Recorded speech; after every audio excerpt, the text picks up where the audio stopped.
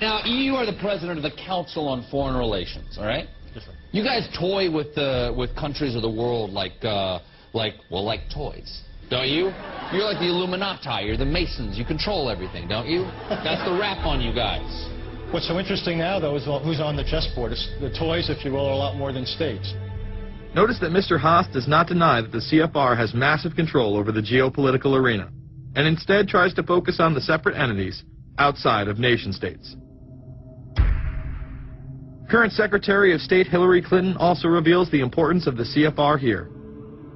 But it's good to have an outpost of the council right here down the street from the State Department. We get a lot of advice from the council, so this will mean I won't have this far to go to be told what we should be doing and how we should think about the future.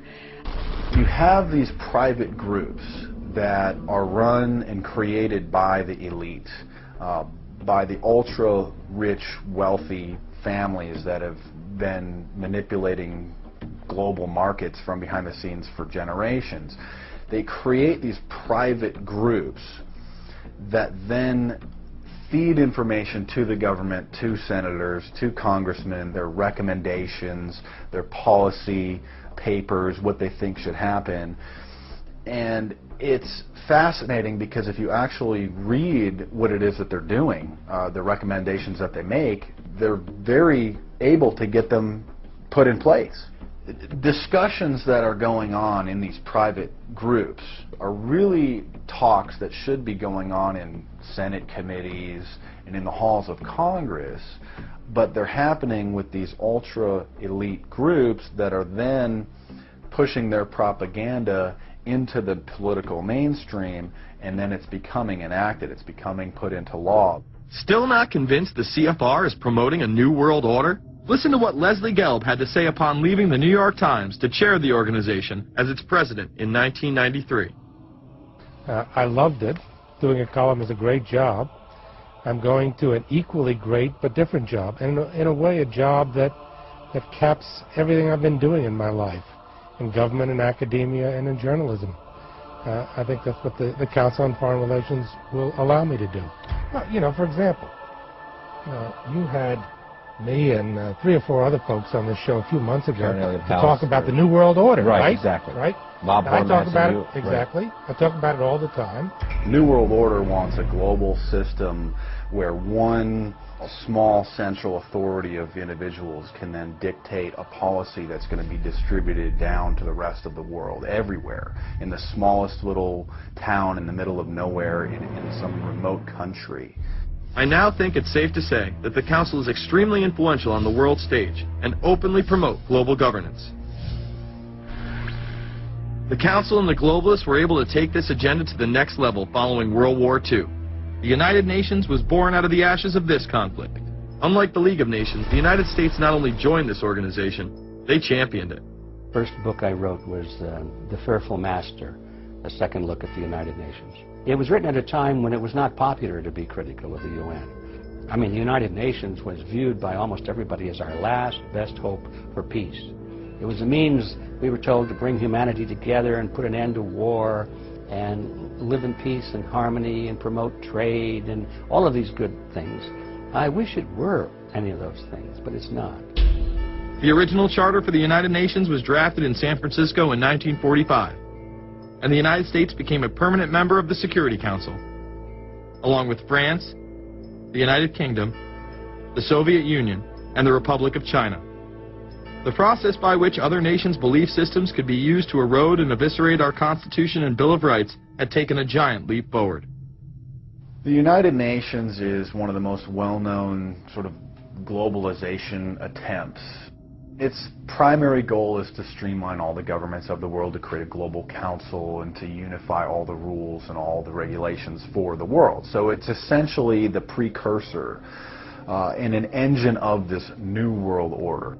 The United Nations is made up of all of the countries of the world, most of which are dictatorships of one kind or another.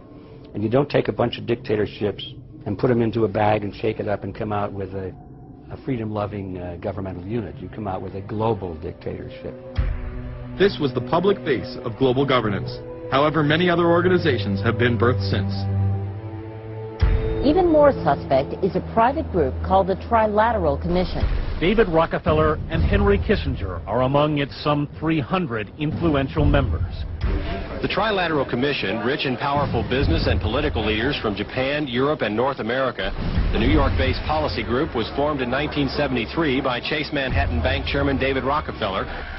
In addition to Rockefeller, there are many other noted American members. Among them, economist Alan Greenspan, former Defense Secretary Harold Brent, once a member but resigned last year before his unsuccessful presidential campaign. Back then, it wasn't politically wise to be aligned with what his party's right wing considered a shadow world government. The United Nations would take over America. The Trilateral Commission would control the world. Just look at its membership, they say.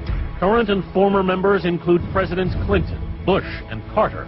Names like Brzezinski, Christopher, Kissinger, and Schultz. And top executives of ITT, Xerox, Exxon, and Nations Bank. Although this group with only 300 members seems to be at the apex of the power structure, there is yet another group formed in 1954 that is even smaller in number and has a greater influence on world events. Meet the Bilderberg Group. This elite group meet annually around the globe. There is a core group of members who have attended every year for decades, such as David Rockefeller, Henry Kissinger, and Queen Beatrix of the Netherlands. These members invite others who are politically and socially relevant at the time. Each year, around 140 people are in attendance. Real quick, I asked you this question. In 2004, you attended a meeting in Italy called the Bilderberg Group. I just want to know what you were doing out there, what that was all about. If she lied to me and told me she didn't go, I figured you might tell me the truth. All I did was go. They had a Republican and a Democrat. I gave like a 20-minute talk on the presidential election. Did it have anything to do with being John Kerry's running mate? Did you talk about that at all? No, because I wasn't his running mate. Okay. I happened to be in Europe then on my way to Russia. I was invited to go to Bilderberg by Bernard Jordan, a friend of mine and a genuine hero of the civil rights movement. And to the best of my knowledge, NAFTA was not discussed by anybody in my presence. Documents released by the group in 2001 reveal that in September of 1955, the group met in Germany and covertly outlined the idea of a European Union. Section E, European Unity, discusses the general support for European integration and unification, and the idea to unify Germany once again with the rest of Europe under a common marketplace. Belgian Viscount and current Bilderberg chairman Etienne Davignon told the EU Observer in 2009 that the next Bilderberg meeting could improve understanding on future action in the same way it helped create the euro in the 1990s. This illustrates the patience, vision, and reach of this organization. It was able to promote and establish both the European Union and a European currency over the course of just under 40 years, incrementally. One of the things that the elitists discussed back at the turn of the century when they were talking about how do you convert the United States into a collectivist system was the fact that you can't do it quickly. You have to let people get used to it incrementally, because any major change would be rejected. The 1957 Conference of Rome, where the Common Market Treaty, providing for free trade in all products, was at last signed. 6 nations, France, Germany, Italy, Belgium, Holland, and Luxembourg, agreed to remove all mutual barriers to trade within 12 to 15 years, the embryo of a political union which they proclaimed to be their ultimate objective.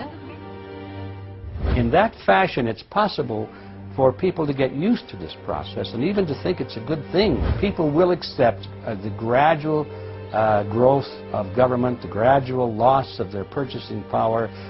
They'll accept almost anything if it's done gradually, and we have to be very alert to that. 2008 and 2009 attendees include World Bank President Robert Zoellick, Treasury Secretary Timothy Geithner, former head of British Secret Intelligence Richard Dearlove, Donald Graham, CEO of the Washington Post, CNN host and author of The Post-American World, Fareed Zakaria, and many other giants of business, politics, and media. You just came back from meeting with the Bilderberg Group. The Bilderberg Group are, you know, when people who are conspiracy theory people, they send me mail, it's usually about the Bilderberg Group. And I get these books on my front door, which I'm uncomfortable with. And it's all about the Bilderberg, like they're the modern-day Illuminati. Are you a member of the Bilderberg Group? I don't think we're supposed to talk about this. Many have identified them as the kingmakers, the puppet masters that pull the strings behind the scenes. Perhaps there is no better example of this than what occurred during the 2008 conference. Immediately after Obama had been selected as the Democratic presidential nominee, the pressure was on to choose a running mate. We've put together a committee. We are going to be equally deliberative in how we move forward. And we're not going to do it in the press, and we're not going to do it through surrogates. He then tricked the press corps into staying on the plane as it took off from Washington. He was whisked away to an undisclosed location.